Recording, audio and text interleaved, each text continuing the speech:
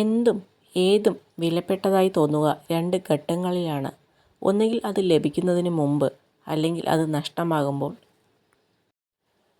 താഴ്ന്നു കൊടുക്കാം നമ്മളെ അംഗീകരിക്കുന്നവർക്ക് മുന്നിൽ. എന്നാൽ അഹങ്കരിക്കുന്നവർക്ക് മുന്നിൽ തല ഉയർത്തിപ്പിടിച്ച് തന്നെ നിൽക്കണം.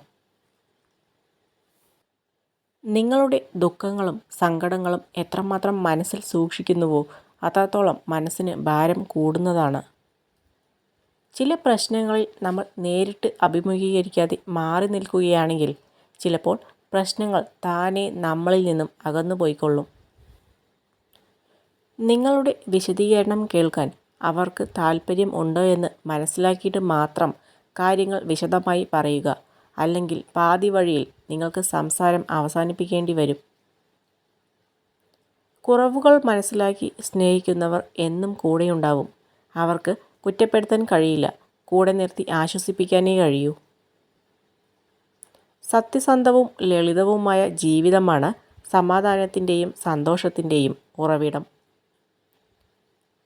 നിങ്ങളുടെ മനസ്സിനെയും ചിന്തകളെയും വ്രണപ്പെടുത്തുകയും താൻ ചെയ്തത് ശരിയെന്ന് ന്യായീകരിക്കുകയും ചെയ്യുന്ന ആളുകളെ അധികകാലം നിങ്ങൾക്ക് ചേർത്തു പിടിക്കാൻ കഴിയില്ല.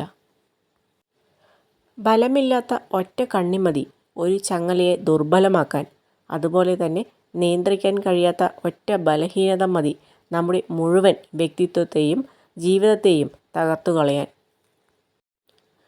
ബന്ധം നല്ലതായിരിക്കുമ്പോൾ അവർ നിങ്ങളോട് എല്ലാം പറയും. ബന്ധം മോശമായിരിക്കുമ്പോൾ അവർ നിങ്ങളെപ്പറ്റി എല്ലാവരോടും പറയും.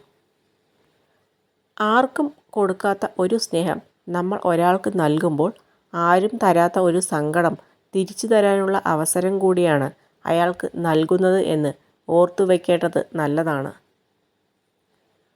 എല്ലാ സ്നേഹബന്ധങ്ങളിലും ഒരു വിശ്വാസമുണ്ട്. സ്നേഹിക്കുന്നയാൾ ഒരിക്കലും വേദനിപ്പിക്കില്ലെന്നും ഒന്നിൻ്റെ പേരിലും വഞ്ചിക്കില്ല എന്നുമുള്ള വിശ്വാസം. ആ വിശ്വാസം നഷ്ടപ്പെട്ടു കഴിഞ്ഞാൽ തകരാൻ പോകുന്നത് ആ ബന്ധം മാത്രമല്ല, ആത്മാർത്ഥമായി സ്നേഹിച്ച ഒരു ഹൃദയം കൂടിയാണ്. വീണിടത്തു നിന്ന് എഴുന്നേൽക്കാൻ നിങ്ങൾക്ക് സാധിക്കുമെങ്കിൽ ആഗ്രഹിച്ചിടത്ത് എത്താനും നിങ്ങൾക്ക് സാധിക്കും. ഉള്ളതിൽ അഹങ്കരിക്കാതിരിക്കുക, ഇല്ലാത്തതിൽ വിഷമിക്കാതിരിക്കുക.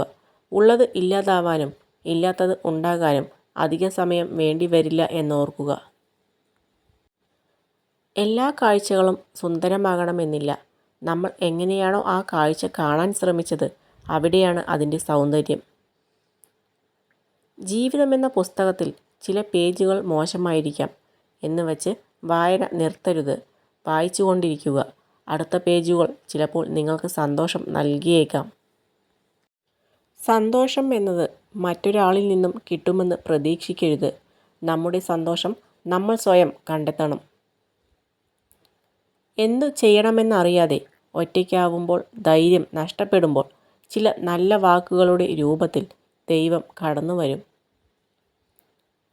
ഉള്ളറിഞ്ഞ് കരഞ്ഞവരൊക്കെയും ഉയർത്തെഴുന്നേറ്റ ചരിത്രമേ ഉണ്ടായിട്ടുള്ളൂ. എന്തൊക്കെ തടസ്സങ്ങൾ ഉണ്ടായാലും എത്ര കഷ്ടപ്പെടേണ്ടി വന്നാലും ഞാൻ എൻ്റെ ലക്ഷ്യം നേടിയെടുക്കുമെന്ന് ഉറച്ച തീരുമാനമെടുക്കുന്ന സമയം മുതൽ വിജയം നിങ്ങളെ കാത്തിരിക്കുന്നുണ്ട്. ഒരിക്കൽ ജീവിതത്തെക്കുറിച്ച് ഓർത്ത് നിങ്ങൾ അഭിമാനിക്കും. എന്തെന്നാൽ പ്രശ്നങ്ങൾ നിരവധി ഉണ്ടായിട്ടും പ്രതീക്ഷയോടെ ജീവിച്ചതിൻ്റെ പേരിൽ. നിങ്ങളെ മുഖസ്തുതി പറയുന്നവർ നിങ്ങളുടെ ശത്രുവാണ്. നിങ്ങളുടെ തെറ്റുകൾ നിങ്ങളോട് പറയുന്നവരാണ് യഥാർത്ഥ മിത്രം.